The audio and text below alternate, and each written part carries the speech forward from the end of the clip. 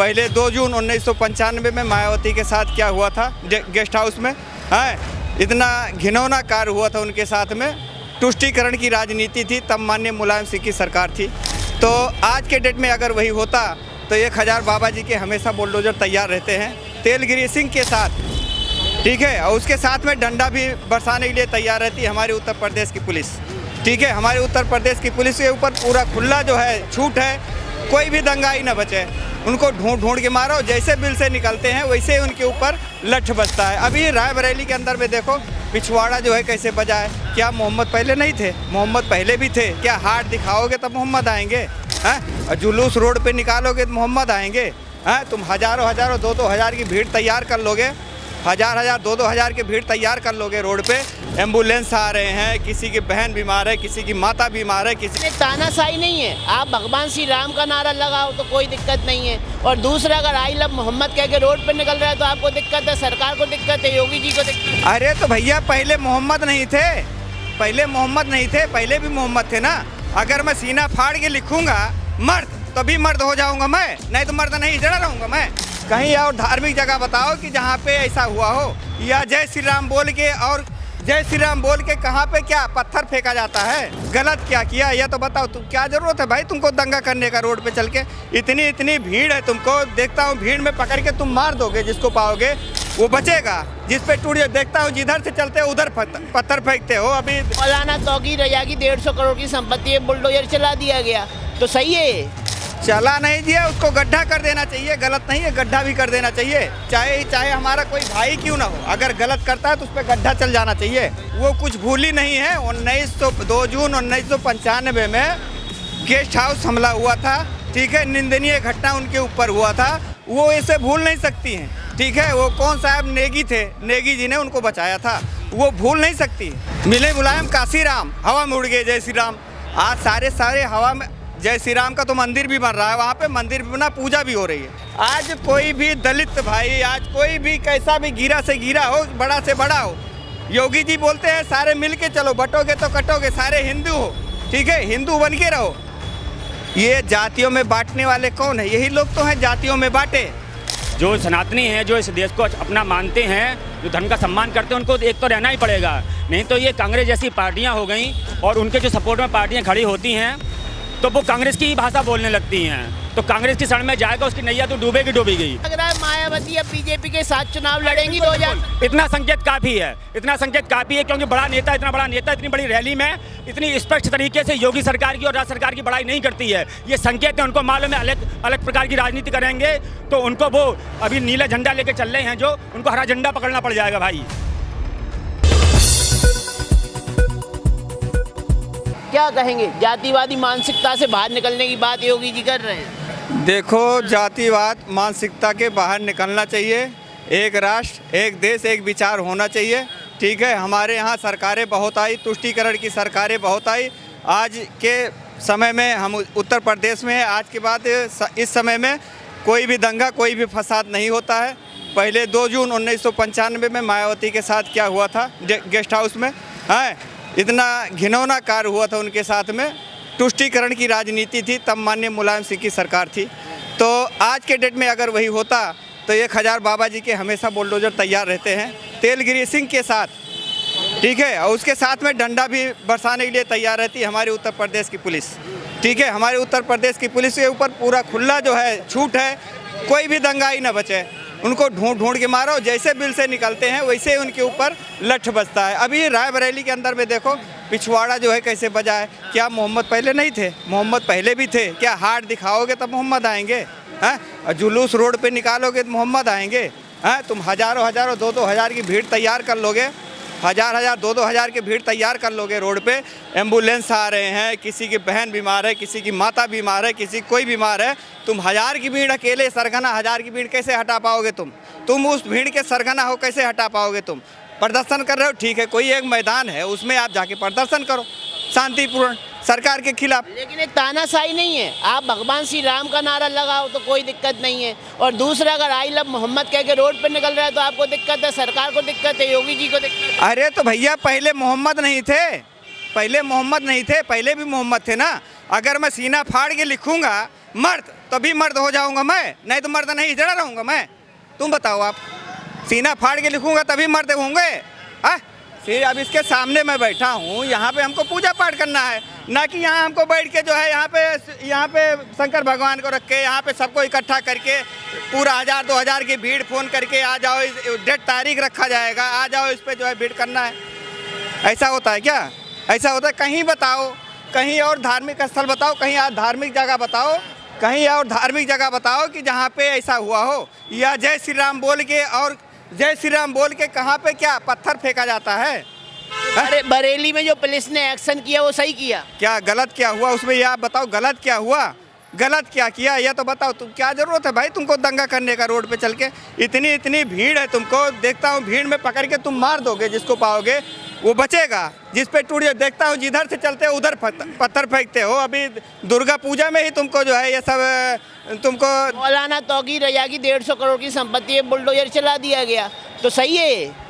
चला नहीं दिया, उसको गड्ढा कर देना चाहिए। गलत नहीं है, गड्ढा भी कर देना चाहिए। चाहे हमारा कोई भाई क्यों ना हो, अगर गलत करता है तो उस पर गड्ढा चल जाना चाहिए।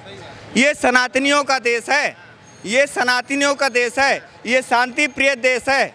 और वो पहले वाला देश चला गया, वो पहले वाली सरकार ना है। तो अब जो मायावती अब दोबारा से मैदान में उतर आई हैं, इतने दिनों से साइलेंट थी, तो अब भरे मन से अखिलेश यादव को तो चेतावनी दे रही, लेकिन योगी जी को लेके नरम रुख अपना लिया उन्होंने। बीजेपी और योगी जी को लेके नरम रुख क्यों अपना रही है मायावती? तो भाई वो भूली थोड़ी हैं, वो कुछ भूली नहीं है।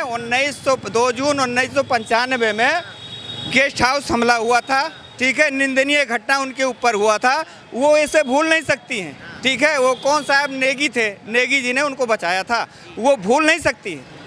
तो क्यों नहीं? उस समय क्या था? आप बोले जय श्री राम का नारा, उस समय क्या हुआ था? मिले मुलायम काशी राम, हवा में उड़ गए जय श्री राम। आज सारे हवा में जय श्री राम का तो मंदिर भी बन रहा है, वहाँ पे मंदिर भी बना, पूजा भी हो रही है। वो तो वहीं पे इनके लग रहा है मायावती बीजेपी के साथ चुनाव लड़ेंगी 2027 में। भाई साहब चुनाव लड़े या न लड़े, उसने जो बोला बेबाक बोला है, बिल्कुल सही बोला है, बिल्कुल सही बोला। पहले तो मैं देखता हूँ लिखने वाले राइटर अलग रहते हैं, पढ़ के उन्होंने एक शब्द जो है पढ़ के नहीं कहा, जो कहा उनके दिली बात का, जो उनके दिल में था उसने वो कहा। ये नहीं पढ़ के जो है उसको जो है भाषण दी है।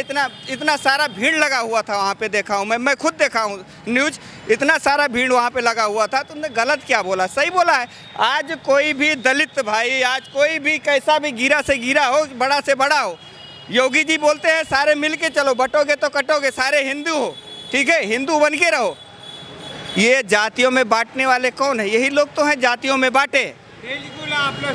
आज भी जातियों में बांट रहे हैं, आज भी जातियों में बांट रहे हैं। और 27 में भी और बांट रहा है जातियों में बांटे। मुलायम सिंह जब तक हो गया बांटे जातियों, मुलायम सिंह कांग्रेस जातियों में बांटी, ठीक है। हिंदुओं को टोपी पहना लेंगे, जब मस्जिद पहुंच जाएंगे टोपी पहन लेंगे, जब मंदिर पहुंच जाएंगे तो लाल टोपी पहन लेंगे। ये क्या हुआ? अभी तुम्हारे अयोध्या के अंदर में क्या हुआ था? अयोध्या के अंदर में क्या हुआ? जरा सा तुम्हारा वोट बैंक बढ़ गया, जरा सा वोट बैंक बढ़। बच्ची के साथ में क्या हुआ है? बच्ची उसके बाद देखो वहाँ का जो है क्या नाम उसका, वो यादव मिल्कीपुर का, अभी चुनाव लड़े थे, रो रो के फुफकार के। ये जनता नहीं सुनने वाली। वही मीडिया वाला बोला कि भाई पट्टा पहन लो राम जी का, बोला ऐसा पट्टा वट्टा नहीं पहनता, हटा दिया पट्टा राम जी का। और वही राम जी के ऊपर बाद में रो रो के फूट के रो रहा था।